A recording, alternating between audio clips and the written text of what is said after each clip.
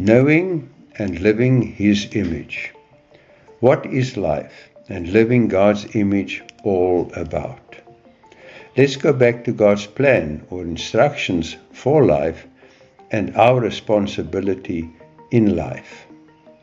What was God's vision or plan for His special creation, mankind, you and me? In Genesis chapter 1, God not only created, God also explained His plan for mankind to Adam. God's part and our part in God's plan for mankind. Now, there are two elements in that plan. Firstly, His part and His responsibility, and secondly, our part and our responsibility. Now, the foundation to that is in Genesis 1:26 through 27. His special creation in His image and likeness, in which God purposefully created mankind with the express intention that mankind would be like Him, with the ability to live and express His image and likeness. Now Genesis 1:26 says, Then God said, Let us make man in our image, according to our likeness, and let man have dominion on the earth. In Genesis 1:27, so God created mankind. Yes, God completed His part by empowering His creation as recorded in Genesis 1:28. Then God blessed them, and God said to them, Be fruitful and multiply, fill the earth and subdue it, and have dominion on the earth. Blessing, anointing, empowering, and equipping mankind to express the fullness of His image. Now, what does that all mean?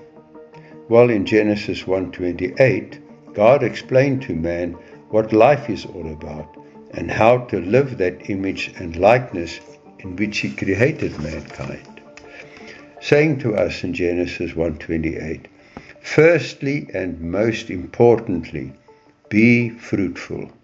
The purpose of life is to reach out, to live for others, in the same way that He would live for us, as we can see from Jesus' life on our behalf. In John 3:16, For God so loved the world that He gave His only begotten Son. Secondly, multiply, by expressing who He is in us, His image that He created us in. And thirdly, fill the earth, living His likeness, living and expressing His glory, who He is in us and through us, as Paul wrote in Colossians 1:27, which is Christ in you, the hope of glory. Then God continued by telling us what our responsibilities are towards Him. In other words, what we are to live and do for Him. Firstly, subdue.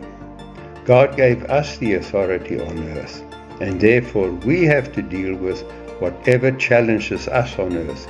But praise God, in His strength we are victorious. 2 Corinthians 10:3 and 4 says, For though we walk in the flesh, we do not war according to the flesh. For the weapons of our warfare are not carnal, but mighty in God for pulling down strongholds. We stand, God delivers.